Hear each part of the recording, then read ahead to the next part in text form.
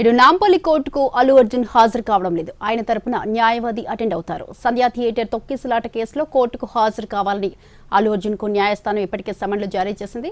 నేడు 19 మంది నిందితులు వ్యక్తిగతంగా హాజరు కావాలని కోర్టు సమన్లు ఇచ్చింది. సంధ్యా థియేటర్ తొక్కిసలాట కేసులో A11 గా ఉన్నారు అల్లు అర్జున్.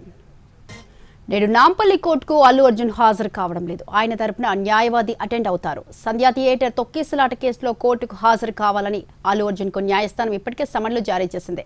నేడు 19 మంది నిందితులు వ్యక్తిగతంగా హాజరు కావాలని కోర్టు సమన్లు ఇచ్చింది. సంధ్యా థియేటర్ తొక్కిసలాట కేసులో A11 గా ఉన్నారు అల్లు అర్జున్. రైట్, దీనికి సంబంధించి మరింత సమాచారాన్ని నాంపల్లి కోర్టు నుండి మా ప్రతినిధి రాధాకృష్ణ లైవ్ లో సిద్ధంగా ఉన్నారు. రాధాకృష్ణ.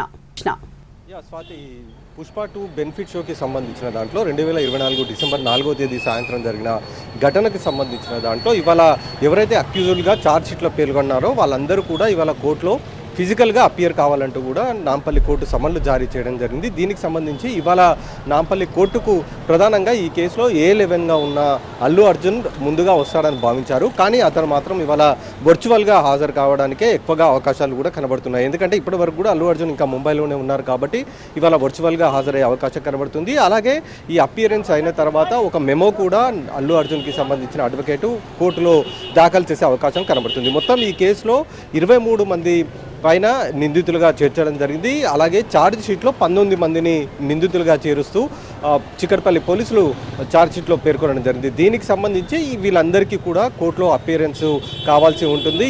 ఈ రోజు నుండి కూడా కోర్టుకు సంబంధించిన విచారణ అంటే ఈ కేసుకు సంబంధించిన విచారణ అనేది ప్రక్రియ ఏదైతే ఉంటుందో ఇదంతా కూడా కొనసాగబోతుంది. దీనికి సంబంధించి ముందుగా ఈ కేసులో అపియరెన్స్ అనేది ఉంటుంది. ఏ కేసులో అయినా సరే ట్రయల్ కొనసాగే ముందు ఖచ్చితంగా నిందితులు అపియరెన్స్ కావాల్సి ఉంటుంది.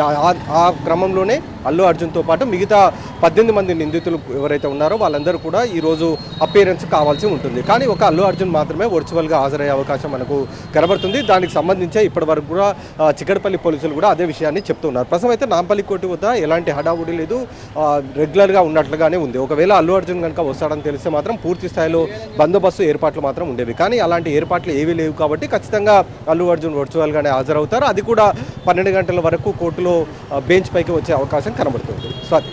Thank you Radhakrishna. Thanks for the live details.